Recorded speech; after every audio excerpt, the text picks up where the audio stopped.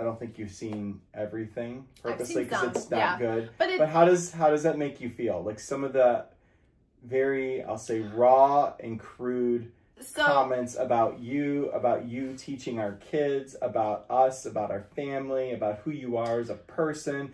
What do you feel like, and what do you think that means? So a lot of this, I know my truth at the end of the day. So that's all that matters. We recently, and I asked a question on the Charlie Kirk show, the podcast that they have going, right? And I have to tell you, the quote they shared of Erica and Charlie going back and forth about negative media coverage, false, I'll say false advertising, but like false. I think the word that you're searching for is fake news. Well, fake news, right?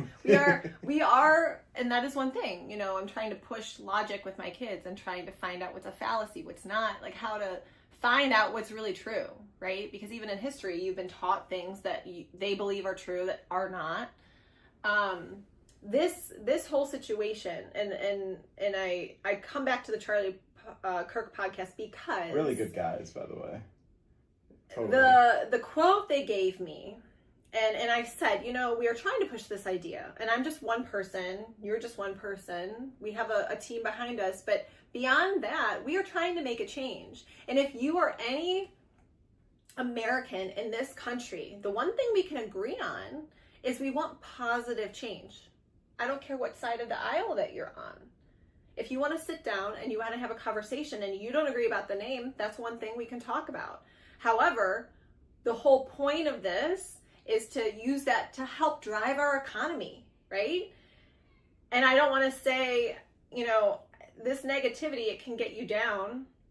And there are some very mean comments, inappropriate comments. I don't care what day of the year it is.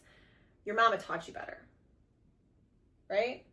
You don't need to talk to people like that. If you disagree with somebody, like the first thing they talk to you about in debate in high school, the first thing you're told at 5 years old on the playground when you're playing with someone in the sandbox is to be kind, rewind, right?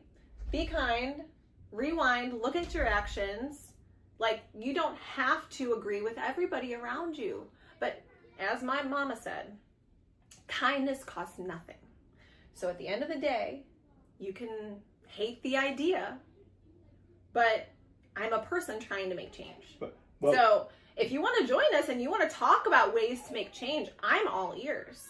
But we don't need that negativity in this world. And I think the biggest thing with the Charlie Kirk podcast was that quote. They talked about them talking about Charlie and Erica getting hate mail and emails and letters and all of these different things. And she was also getting this negative, fan mail, whatever you want to call it. And the quote that she had was a velvet spine of steel. You have to have I have a velvet spine of steel, right? Because it's soft on the outside, but on the inside, it's ramrod straight, and I will not falter. I will not fall, but I'm going to be steadfast in my mission or my personal mission, right? So you can say what you want. I am totally up for kind debate. So debate, like if you would talk to a child or a high schooler, like there's no reason you would call them names. We need to be polite to each other, and that's just being civil. This is what being American is being able to have different ideas. And I'm not going to be a tyrant and say, you can't do this, but let's sit down and talk about this. Let's sit down and try to find a common ground. What would you say, though, for people who say there is no talking with Trump supporters? There is no talking with people. Why not? I'm asking to talk. But they say he is, we don't need to go through these different accusations, which really are unfounded, but he is this and this and this and this, whatever it is. So you know what, if you support that person, you're done. You're not even worth my time. What's your thought? Don't hate the player, hate the game. This politics, and we all know this. Politics is one huge game. Okay? And I'm not going to play that game. So you want to come talk to me one-on-one, and we will talk about different ways that you think we can do some beach management, some funding, and actually get something done. I don't want to wait 10 years. I don't want to wait until the next hurricane comes and floods the area. And I'm not talking about my home. I'm talking about homes and businesses along A1A. I'm talking about conservation areas that are going to be completely flooded, right? St. Augustine will be flooded again, right? I mean, I don't think it is common knowledge. And unless you live here, you live in Florida, you know, like, this is an every year occurrence. Everyone's like, until the next big one, what's going to happen? And I don't think we should, you know, we've seen it happen. We've seen it happen in Fort Myers. We've seen it happen in the Tampa areas, you know, in the Big Bend areas. Like, you've seen it happen. And I just really feel like, you know, politics can be a big game, and you need to look beyond that. You need to look and just say, well, let's just sit down as normal people, because we all deserve respect and you all deserve kindness, and we can just sit and talk about it and try to make a positive change, because that's how change is going to happen, is when you can sit down. And I will say, I didn't quite agree with that with the shutdown, is, you know, there would be a lot of politicians who would want to sit down and try to get something done, right? And people just wouldn't even go. Well, yeah, I mean, on the Democrat side, especially, that's what I'm talking about. There was, like, a lot of Democrats who wouldn't even entertain the idea.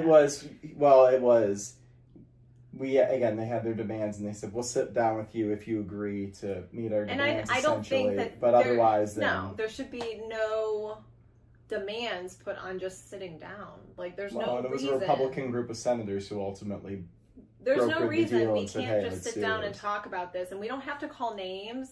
And, like, I appreciate you even thinking of our cause on Thanksgiving, but is it really worth the effort and time on Thanksgiving to send hate mail? Is it really, like, is that worth it? Okay, so she's very diplomatic, but as her husband, when you see a message telling you to F off at 8:30 in the morning on Thanksgiving Day, I mean, restraint is very difficult. If God help those people if I ever saw them on the street. Well, here's the thing. Like, this is why I just don't, you know, if, as everybody knows, right? Attention is attention. It can be good or bad. Yeah.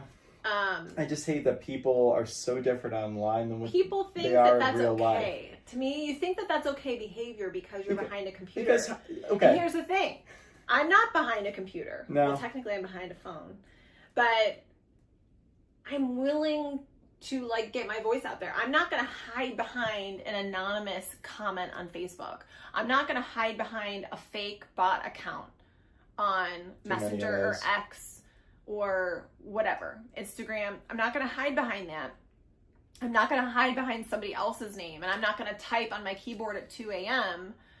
and, you know, even if it is your name, like, it's not needed. It's not needed. And that's the kind of stuff that will ruin a country, is that negativity. We need to band together, if anything, to try to bring change and positive change. It's all about positive change. And if this change, I love Flagler County, but if this change is going to help inland residents and coastal residents and residents of other counties, because again, you're banding together who have similar needs to your own. And if it brings more tourism to the area, at least, and I'm not talking about, like, conservation areas, I'm talking about necessarily, like, the businesses that want the business, right? Yeah. They want the business because that's what they thrive off of in our smaller beach towns. Then it's change, but it's change for the good. And do we love change? Like, do we love to change anything? Not really, you know, but there are times that is necessary, and I do feel like this is one of those times. It's interesting that what we hear on the ground here is so different than what the online is. Yeah. Oh, that's our dog. See, again, real life that happens. Probably. No, I mean, like, the feedback, I mean, we've gotten more than a couple people that are like, when they read through it, they're like, that's kind of brilliant. That's kind of innovative. You're just thinking outside of the box. And, like, that's not to say this plan may not get tweaked and changed. Like, that's why we want to interact and talk with you. But we don't need the negative comments. We don't need name calling. You don't need to talk about how someone does their job. I mean, you have no idea how I've done my job or how I homeschool my kids or anything. You have no idea about that. So, I mean, you just, like, it's not even worth it.